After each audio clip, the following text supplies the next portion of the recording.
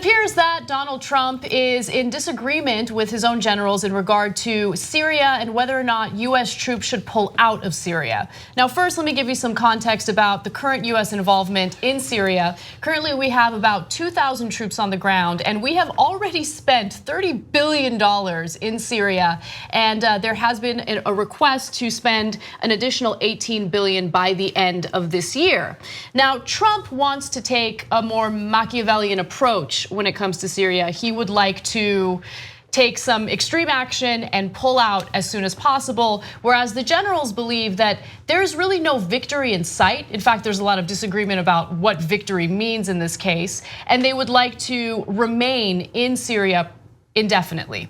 Now, according to the Washington Post, Trump's words, both in public and private, describe a view that war should be brutal and swift, waged with overwhelming firepower, and in some cases, with little regard for civilian casualties. Trump also urged the CIA to start aiming its drones in Syria. He had said, if you can do it in 10 days, get it done. So the Obama administration did not want to utilize weaponized drones in Syria. They believed in the use of surveillance drones, but they did not want to do drone strikes in Syria. Trump comes into office and he changes that particular policy. Now, when the agency's head of drone operations explained that the CIA had developed special munitions to limit civilian casualties, the president seemed unimpressed. Watching a previously recorded strike in which the agency held off on firing until the target had wandered away from a house with his family inside, Trump asked, "Why did you wait?" So he wanted the family members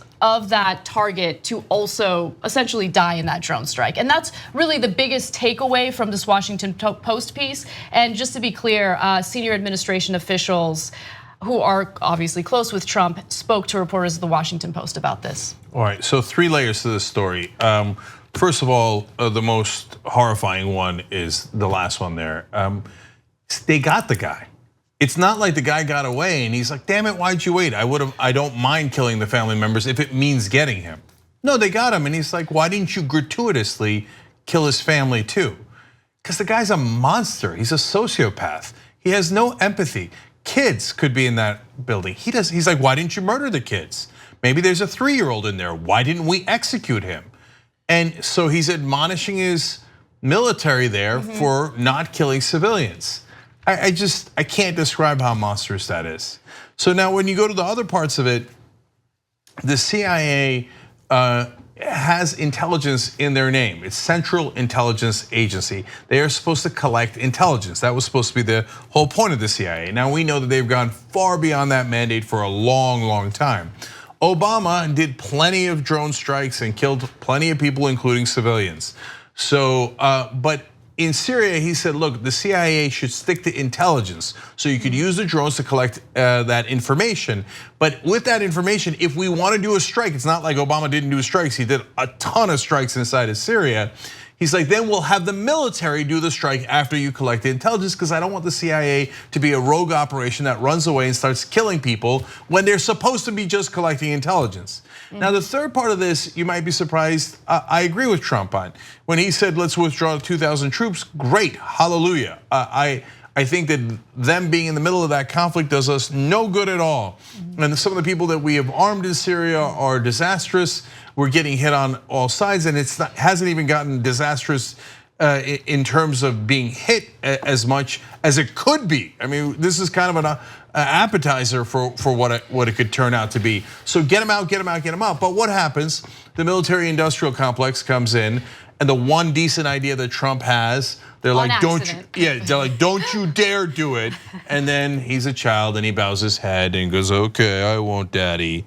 And so that one good idea is gone. But when he yells at him to kill civilians, my guess is that will be executed. And by the way, it has been. The Intercept has reported we are now killing civilians at a much greater rate than we were on, even under Obama. Yeah, from the military-industrial complex's standpoint, you'd think they'd be all for waiting for the families to be separate from the targets, because no one sees their dad get killed and goes, you know what, Mr. Trump, thank you for just killing my dad. It creates a lose a terrorist, gain a terrorist situation. So by Trump's logic, if you follow his his logic, you should kill the whole family. You should kill everybody there because it's such a quagmire. The only solution from this logic alone is to get rid of everyone there because all you do is create more and more crap. The problem is Trump looks at this the way from like a World War II type of war standpoint, where like there's states and you defeat them, and then afterwards you go in and then you get out and you move and you move on. This is more of a Vietnam type situation where people are fighting for the land they grew up on in their lives in relation to other forces that are at work on the ground there.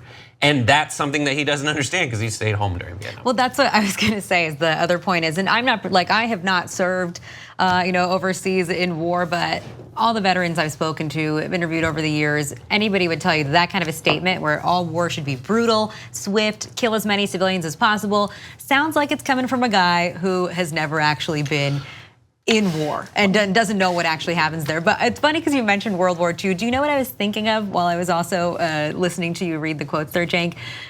There was a great op-ed in the Washington Post a couple of months ago, maybe, or maybe it was right around the Oscars, because we have a number of Hollywood films that have all been lionizing Winston Churchill. And so there was this great op-ed that was like, well, I know that we've now, made him out to be this incredible hero because of World War II, but it listed one example after another where he advocated for using chemical weapons, where he advocated for mass civilian casualties, where he advocated for incredibly racist and prejudiced policy and didn't care. And it terrifies me. I mean, I hope history won't be kind to Donald Trump. I can't really see how it will be in any way, but it's a good thing to pay attention to these things and remember, because one of the things that we were also, I think, afraid of during the Obama administration and calling out his civil liberties violations was the precedent that it would set and how it would open the door for whoever came next to potentially do worse with it.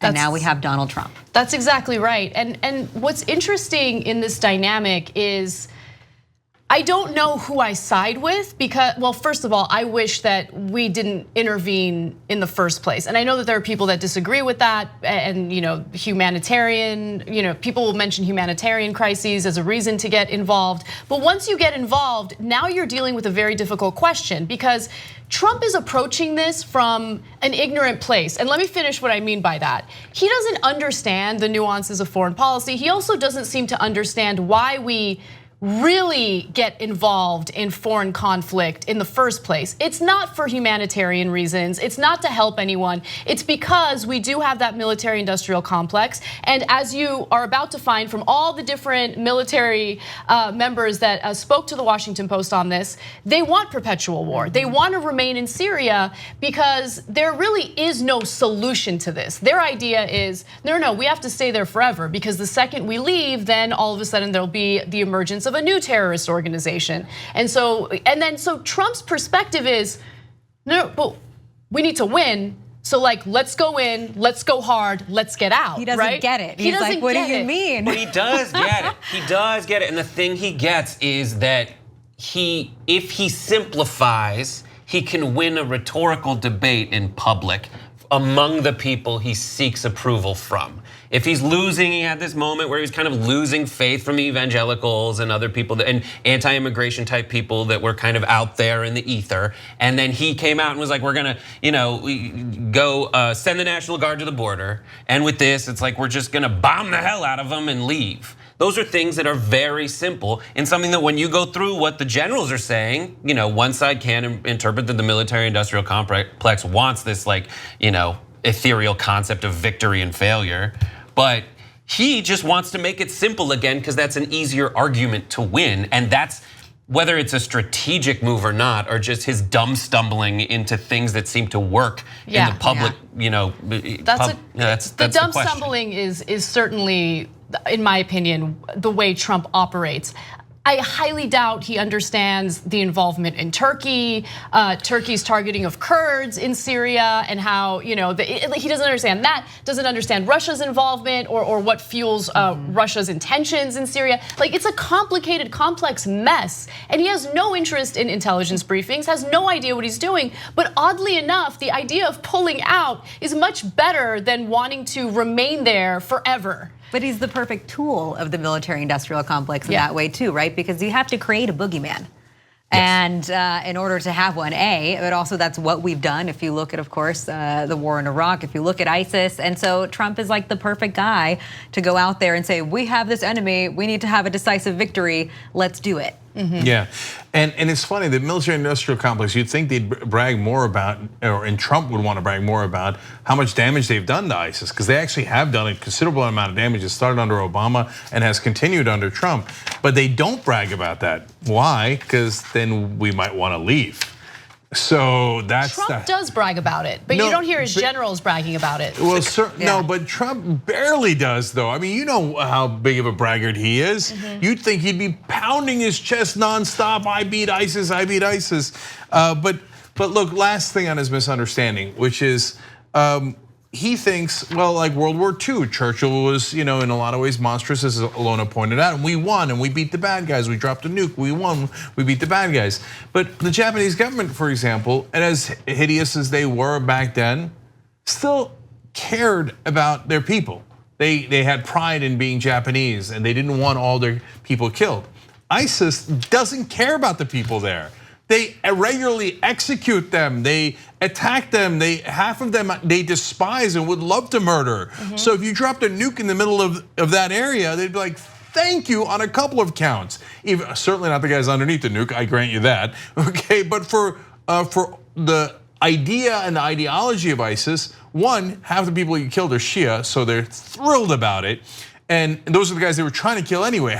Another percentage are the people they were fighting at the same place. You dropped a nuke. It doesn't discriminate. It also kills their opponents, right? But most importantly, it allows them to say to the rest of the Muslim world, we told you, these guys are monsters. They kill children. He wanted to kill the family members. He wanted to kill the family members. You see, there is no appeasing America. You have to join our fight. So in that sense, he's their best ally. And look, we dropped more bombs in Vietnam than in all of World War II, and we still didn't win. The bombing is not the answer unless you're in the business of selling bombs. What you just watched was one of the videos that we do today, but we actually do a whole 2-hour show every single day. It's a podcast. You can watch it in video or listen to it as audio. You can download it, you can stream it, and you get it completely ad-free if you could become a member of the Young Turks. TYTnetwork.com/join.